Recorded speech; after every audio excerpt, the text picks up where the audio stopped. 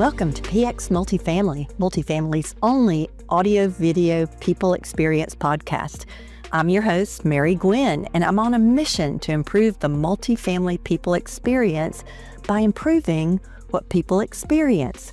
Tune in for content focused on how to positively influence people and impact them, your team members, your residents, supplier partners, and clients. Everything's about the people experience. This episode is brought to you by the Multifamily Media Network, delivering the latest news, ideas, and inspiration across the multifamily sector. Now, let's talk about the people experience. Hello, PX Multifamily followers. Today, I want to talk about one of my company's core values, positivity. Positivity. I know that word can be overused and misunderstood. I want to help you understand how we see positivity. In fact, any of your core values, if you don't have them fleshed out to what they look like in the real world, then people won't know and they'll think it's, for positivity, it's rainbows and unicorns, right? But that's not what I mean or what our company means by that positivity.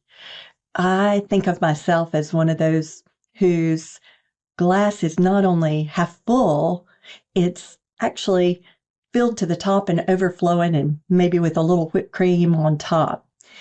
A lot of people are not like that, but it doesn't make them not positive. Let's start with my first thing, which is Rule 1. Rule 1 is something my husband, Tom Gwyn, who also is my business partner, he started us with at the start of our marriage. Rule 1. Rule 1 was no matter what the other person said or did, no matter what I saw or Tom saw when dealing with the other of us, we assumed, Rule 1, that person meant good for us, that they loved us and had only good intentions, even if the outcome looked or felt negative. Rule 1. You need that in your business life too.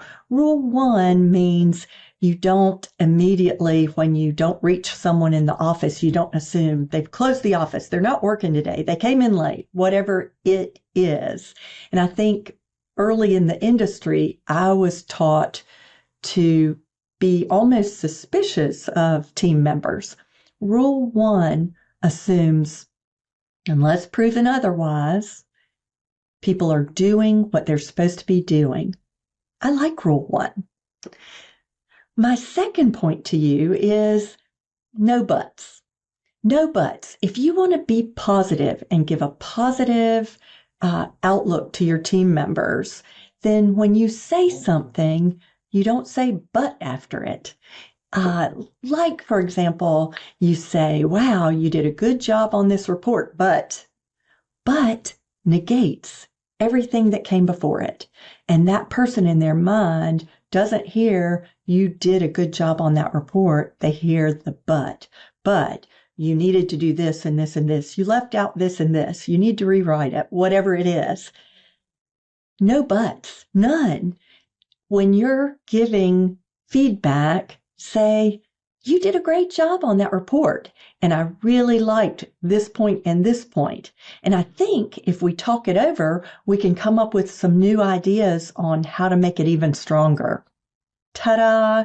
You still gave constructive feedback, but you did it in a positive way. You didn't negate the positive and fill it full of negatives. So my second tip to you today is don't use but when giving any kind of feedback to anybody. It negates the positive that you may have started with.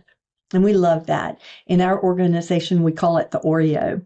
We call it the Oreo. You give, when you're going to give some constructive feedback, some feedback on how someone can do better, you pack it in an Oreo with a chocolate cookie on each side, and then whatever corrective or suggestions are in the middle. They're the white cream filling that if you look at it that way, and the icing is my favorite part, the icing, if given well, that constructive feedback, It's the best thing.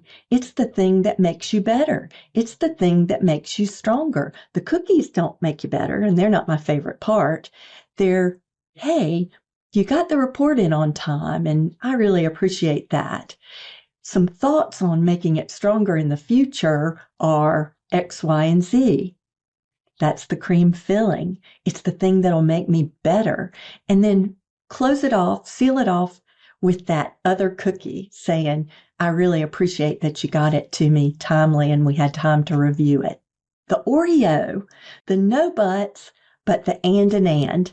It's like if you do those things, it's like having, I heard it said one time, it's like putting coins in your pocket and or in the other person's pocket. You're giving them positive feedback, and it's like filling coins in their pocket and making deposits of positive feedback so that when you make a withdrawal, when you have to say, and I need you to do this different or better, I need you to change this behavior, you have positive input in there, and you can make a withdrawal without defeating that person, without making them feel negative about themselves or about you. The worst thing that can happen to me is I go around when our regionals are all in the office.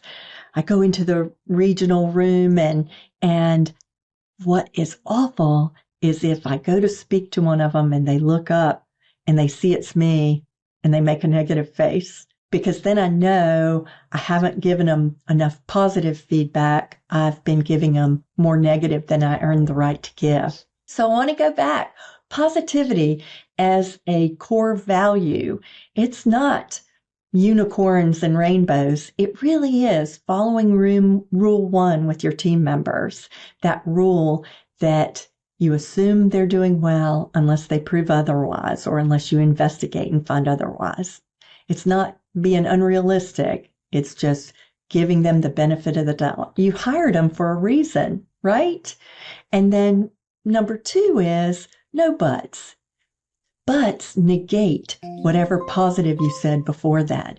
So find a different way to say what you say so it's an and a positive. And last, put more coins in your pocket than you withdraw. Put more positive comments, more positive feedback in than you draw out. And then people will really be able to hear you. Well, I just want to thank you for sharing this time on PX Multifamily with me today, and I hope you have a wonderful rest of your day. Please like, share, do all the things. Thanks. Thank you for listening today. Did we accomplish the mission? Did we improve what people experience in the multifamily space? What are your thoughts on this important topic? Share your thoughts in the comments or email them to mary@aptdynamics.com. And don't forget to subscribe, leave a review, and share it with your network. This podcast is proudly brought to you by Multifamily Media Network, your trusted source for stories, trends, and insights into multifamily living. Thank you again for joining me, Mary Gwyn, on PX Multifamily, the People Experience Podcast.